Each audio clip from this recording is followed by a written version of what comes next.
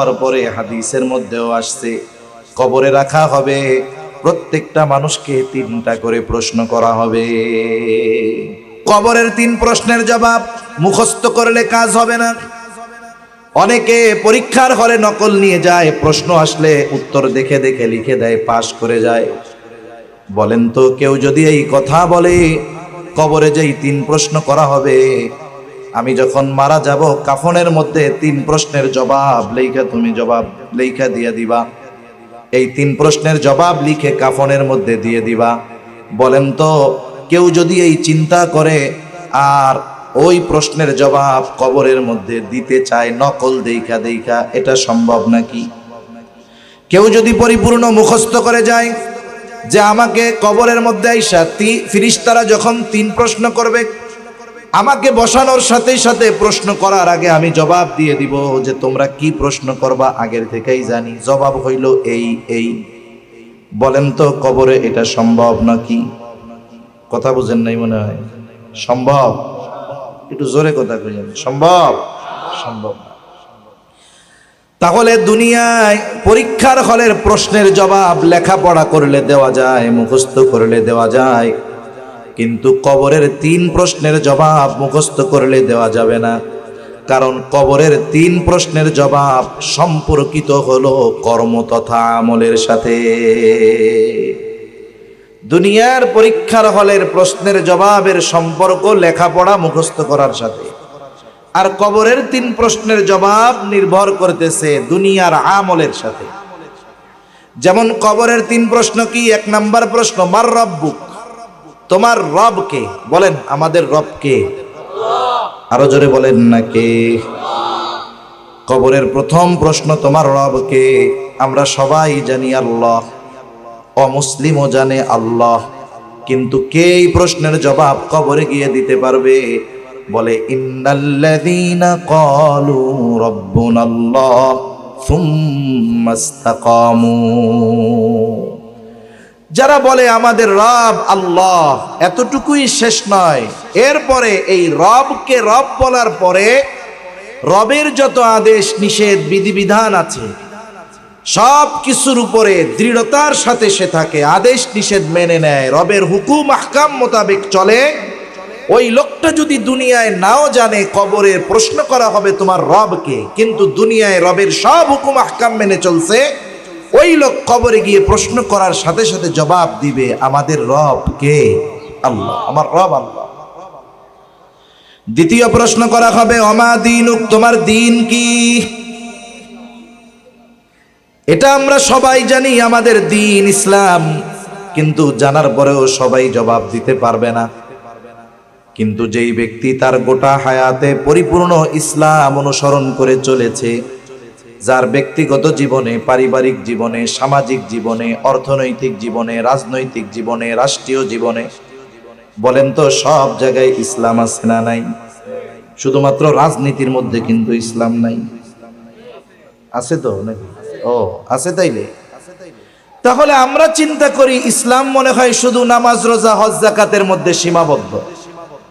নামাজ, রোজা, হজ, যাকাত ইসলামের অন্যতম মৌলিক কিছু বিধান, কিন্তু বাস্তবে ইসলামের আরো বিধিবিধান আছে না নাই? একটা বিষয় হলো মানার সুযোগ আছে, মানা, আর একটা বিষয় আছে আমলের সুযোগ নাই, কিন্তু অবিশ্বাস করারও সুযোগ নাই। যেমন আমাদের দেশে ইসলামী আইন নাই, ইসলামী শাসন ব্যবস্থা নাই, কোরআন সুন্নাহর আলোকে আমাদের রাষ্ট্র ব্যবস্থা পরিচালিত হয় না। এখন কেউ যদি এই কারণে বলে যে কোরআন সুন্নায় ইসলামে রাষ্ট্র পরিচালনার কোনো ব্যবস্থা নাই, রাজনীতি নাই, কেউ যদি এটা বিশ্বাস করে, আমি বললাম সে বেঈমান, কোনো সন্দেহ নাই। একটা হলো মানতে পারতেছি না, আল্লাহর কাছে ক্ষমা চাই, আল্লাহ সুযোগ নাই, পারতেছি না, কিন্তু আছে। যেমন কোন ব্যক্তি নামাজ পড়ে, একেবারে পাক্কা নামাজি, কিন্তু নামাজ নিয়ে সে মাঝে মধ্যে তিরস্কারও করে, দূর নামাজ পড়ে কোনো লাভ হয় না, তুচ্ছ তাচ্ছিল্য করে কোনো ফরজ বিধানকে, ও নামাজ পড়েও বেঈমান। আরেকজন নামাজ পড়ে না, কিন্তু তার মধ্যে আফসোস আছে, আরে নামাজ ফরজ, আল্লাহর হুকুম, পড়তে পারি না। সে না পড়ার কারণে গুনাহগার ঠিক, কিন্তু ফরজিয়াত ফরজটাকে তুচ্ছ তাচ্ছিল্য না করার কারণে সে ঈমানহীন হবে না, বেঈমান হবে না, কিন্তু নামাজ না পড়ার কারণে গুনাহগার হবে। এজন্য অনেকে আছি আমরা ইসলামী রাজনীতি করতে পারি না, করি না, কিন্তু অস্বীকার করার সুযোগ নাই যে কোরআন সুন্নায় রাজনীতি নাই। কথা মনে হয় বুঝতে পারছেন তো? আলহামদুলিল্লাহ। মানব জীবনের এমন কোনো দিক নাই যেই জায়গায় ইসলামের নির্দেশনা নাই। একটা পা ফালাবো ওইখানেও ইসলামের নির্দেশনা আছে না নাই? ইসলাম আমাদের জীবনের পারতে পারতে আছে। আপনি রাতের বেলায় আপনার ঘরের লাইটটা বন্ধ করে ঘুমাবেন, বাতিটা বন্ধ করে ঘুমাবেন, এটাও ইসলামে আছে। সুবহানাল্লাহ বলেন। নবীজি বলেন, রাতে যখন ঘুমাতে যাইবা তোমরা তোমাদের বাতি বন্ধ করে ঘুমাইবা, বিছানা ঝাড়ু দিয়ে ঘুমাতে হবে। হাদিসের মধ্যে আসছে, নবীজি বলেন তোমরা তোমাদের বিছানাটাকে ঝাড়ু দিয়া ঘুমাইবা। তাহলে যেই ইসলাম ওযু ইস্তেনজা কেমনে করতে হবে, কিভাবে ঘুমাতে হবে, বিছানা ঝাড়ু দিতে হবে, এই নির্দেশনা যেই ইসলামের মধ্যে আছে, বলেন তো সেই ইসলামের মধ্যে রাষ্ট্র পরিচালনার পদ্ধতি থাকবে না? এটা হতে পারে না।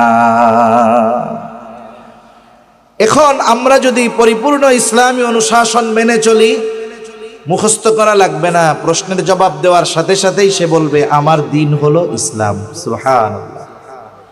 এবার তৃতীয় প্রশ্ন করবে। এক বর্ণনায় আসছে, নবীজিকে দেখিয়ে বলা হবে মা হাদার রাজুলুল্লাযী বুইসা ফীকুম, এই ব্যক্তিকে যাকে তোমাদের কাছে প্রেরণ করা হয়েছিল।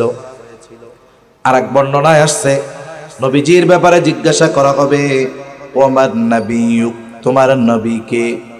আমরা সকলেই জানি আমাদের নবী মুহাম্মাদুর রাসূলুল্লাহ সাল্লাল্লাহু আলাইহি ওয়াসাল্লাম, কিন্তু কবরে গিয়া এই কথা মনে থাকবে না, বরং যেই ব্যক্তি দুনিয়ায় নবীর সুন্নাহ অনুযায়ী জীবনকে পরিচালিত করেছে সে সাথে সাথে জবাব দিবে ইনি আমাদের নবী মুহাম্মাদুর রাসূলুল্লাহ, অথবা বলবে আমার নবী হলেন মুহাম্মাদুর রাসূলুল্লাহ সাল্লাল্লাহু আলাইহি ওয়াসাল্লাম। তাহলে কবরের তিন প্রশ্নের জবাব নির্ভর করতেছে মুখস্থ পড়ালেখার সাথে না আমলের সাথে। এই যে দুনিয়ায় যদি ওই অনুযায়ী আমল করি, কবর ওই তিন প্রশ্নের জবাব দেওয়া যাবে, নাইলে সম্ভব নয়। নকল নিয়ে গেলেও জবাব দেওয়ার সুযোগ থাকবে না। এখন যে এই তিন প্রশ্নের জবাব দিল সে তো পাস না? পাস। আল্লাহ তাআলার পক্ষ থেকে ঘোষণা আসবে সাদাকা আবদি, সাদাকা আবদি, ফাফরিশুহু মিনাল জান্নাহ ওয়ালবিসুহু মিনাল জান্নাহ ওয়াফতাহু লাহু বাবান ইলাল জান্নাহ। জান্নাতের পোশাক এনে তাকে পরিয়ে দাও, জান্নাত থেকে বিছানা এনে তার কবরে বিছায়া দাও, জান্নাতের সাথে তার কবরের সাথে একটা দরজা খুলে দাও। ফেরেশতারা তাকে বলতে থাকবে তুমি ঘুমাইতে থাকো যেমন করে নতুন দোলা ঘুমায়। আর হাদিসের মধ্যে আছে তার কবরকে তার দৃষ্টিসীমা যত দূর যায় তত দূর পর্যন্ত বিস্তৃত করে দেওয়া হবে। এইগুলা দেখা ও মনে করবে এটাই মনে হয় জান্নাত, কারণ কবরে গিয়ে সে যে নিয়ামত পাবে এগুলোর কথাও কল্পনাও করে নাই। ও মনে করবে এটাই মনে হয় জান্নাত। ফেরেশতারা তাকে জানাবে না এটা জান্নাত নয়, বরং জান্নাতে তোমার জন্য এর চাইতে কল্পনাতীত নিয়ামতের ব্যবস্থা আল্লাহ তাআলা করে রাখছেন। স্বাভাবিকভাবে আমরা যদি ভালোটা থাকে এর চাইতেও বেশি ভালোটা গ্রহণ করার সুযোগ থাকে, অবশ্যই বেশি ভালোটাই আমরা কামনা করব। এইবার সে বলবে আল্লাহর কাছে আল্লাহ তাড়াতাড়ি কিয়ামত কায়েম করেন যাতে আমি তাড়াতাড়ি আমার আসল জায়গায় যাইতে পারি। সুবহানাল্লাহ। আর যেটা জবাব দিতে পারবে না ওর অবস্থা তো খারাপ। নবীজি বলেন কারো কবর হবে জান্নাতের বাগান, কারো কবর হবে জাহান্নামের একটা গর্ত। ওর কবরটা জাহান্নামের গর্ত হয়ে যাবে, প্রশ্নের জবাব দিতে পারবে না। আল্লাহ তাআলার পক্ষ থেকে ঘোষণা আসবে কাযাবা আবদি, কাযাবা আবদি, ফাফরিশুহু মিনান নার ওয়ালবিসু। যেই শাস্তির খবর শুনে এই অবস্থা, সেই শাস্তি তাইলে কত কঠোর কল্পনাতে। এভাবে আমাদের সকলকে এক সময় আলমে বরজখে চলে যাওয়া লাগবে। একটা সময় পৃথিবীর কোনো মানুষ এই দুনিয়ায় থাকতে পারবে না, নির্দিষ্ট একটা সময় পর্যন্ত। ইসরাফিল আলাইহিস সালাম সেই সময়ের অপেক্ষায় আছেন, আল্লাহ তাআলার নির্দেশের অপেক্ষায়। ইসরাফিল আলাইহিস সালামের সিংহায় ফুৎকারের মাধ্যমে এই পৃথিবীর বুকে মানব বসতির ইতি ঘটবে। আল্লাহ আসসালামু আলাইকুম রহমতুল্লাহি বারকাতুহু। আপনাদের সামনে আজ একটু ছোট্ট কোরআনের আলোকের কিছু গীবত ভয়াবহ শাস্তির কিছু আলোচনা করব ইনশাআল্লাহ। আপনারা মনোযোগ সহকারে শুনবেন। প্রথম হলো কোরআন হাদিসের আলোকের গীবত। আল্লাহ তাআলা ইরশাদ করেছেন, ওয়ালা ইয়াগতাবু আবজুকুম বা জান আহিবু আহাদুকুম আন ইয়াকুলু লাহমা আখিহি মাইতা ফাকারি হুমুতু।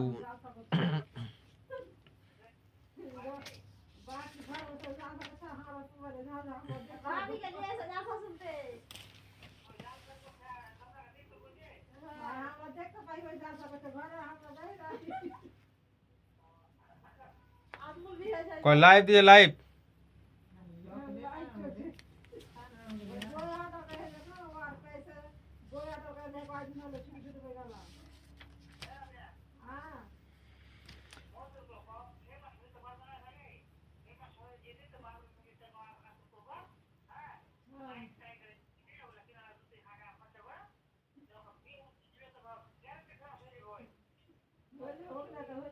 কি সে কি কইছে কি করতাবো?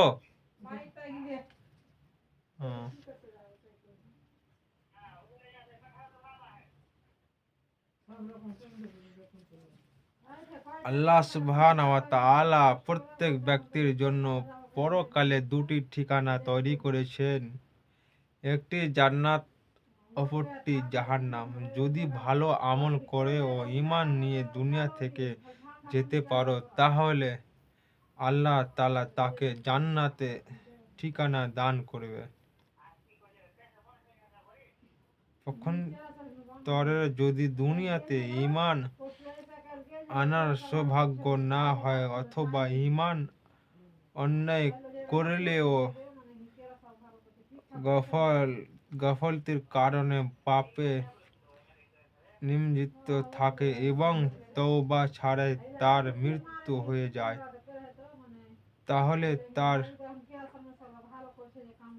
তাহলে তার ঠিকানা হবে জাহান্নাম। জাহান্নাম হলো সে স্থান যেটিকে আল্লাহ তাআলা পাপাচারীদের শাস্তির জন্য তৈরি করেছেন, আর জান্নাত হলো সে স্থান যেটিকে আল্লাহ তাআলা তার প্রিয়জনদেরকে প্রস্তুত করার জন্য তৈরি করেছে। আর একটি আমাদের জীবন কর্ম দ্বারা নির্ধারিত হবে আমরা জান্নাতের দিকে যাচ্ছি নাকি জাহান্নামের দিকে যাচ্ছি। পুজ পান করা হবে। পুজ শাস্তির কারণে জাহান্নামীদের মুখ্য পিপাসা মরক্ত হবে, তারা কেবল খাইতে চাইবে, যা দেওয়া হবে তাই খাবে ও পান করবে। তাদেরকে পুঁজ ও রক্ত মিশ্রিত পানি পান করতে দেওয়া হবে। আল্লাহ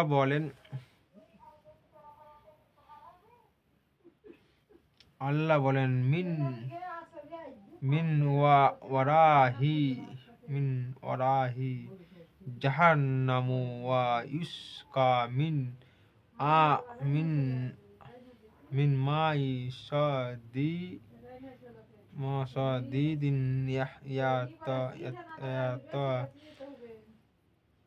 ইয়াতাজাররাহু ওয়ালা ইয়াকাদু ইউসিহু।